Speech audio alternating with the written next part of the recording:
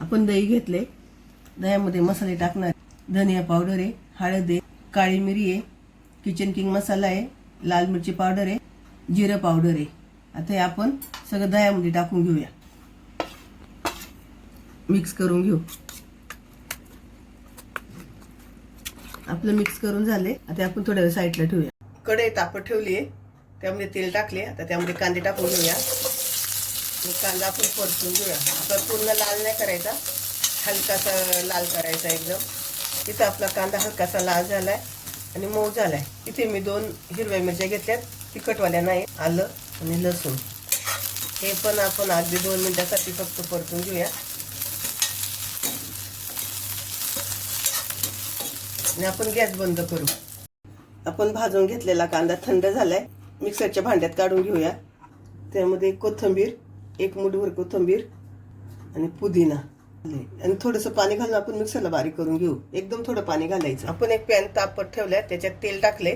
त्यामध्ये 2 तेजपत्ता, सुकलेली लाल मिरची, 2 वेलच्या, 2 लवंग, 4-5 काळी मिरी आणि 2 तुकडे दालचिनी. तेलावर छान परतून घेऊ.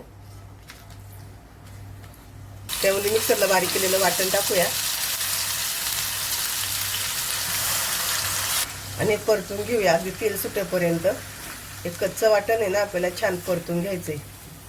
पूर्ण तेल सुटलं पाहिजे.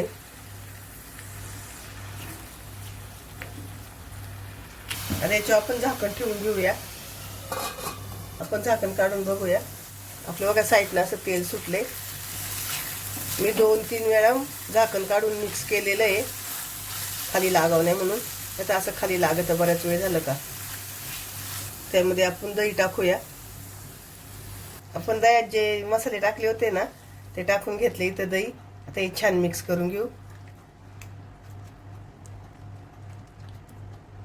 आता याच्यावर आपण परत झाकण ठेवून घेऊया 2-3 मिनिटासाठी. आपण झाकण काढून बघूया.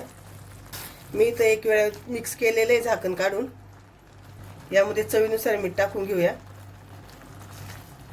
मिक्स करूया. गॅस आपण मीडियम ठेवलेला आहे इथे.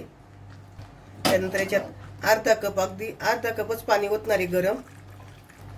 आणि सगळीकडून छान मिक्स करून घेऊ आपण. पाणी ओतल्यावर मी मोठा गॅस केलाय. इथं मिक्स करून झाले. आता आपण परत 2 ते 3 मिनिटासाठी झाकण ठेवून घेऊया आणि गॅस मीडियम करूया. आपण झाकण काढूया. आपल्या मसाल्याने खूप छान तेल सोडले. मिक्स करून घेऊ.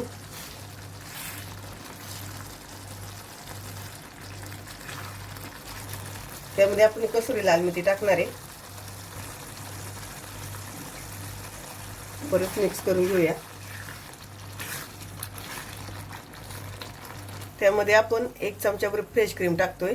तुमच्याकडे जर फ्रेश क्रीम नसेल तर तुम्ही साई मिक्सरला बारीक करून टाका. इथे गॅस आपण बारीक करणार आहे आता. आणि त्यामध्ये पनीरचे तुकडे टाकून घेणार आहे.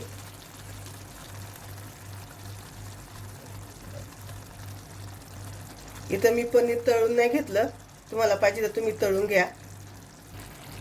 मिक्स करून घेणार आहे. हे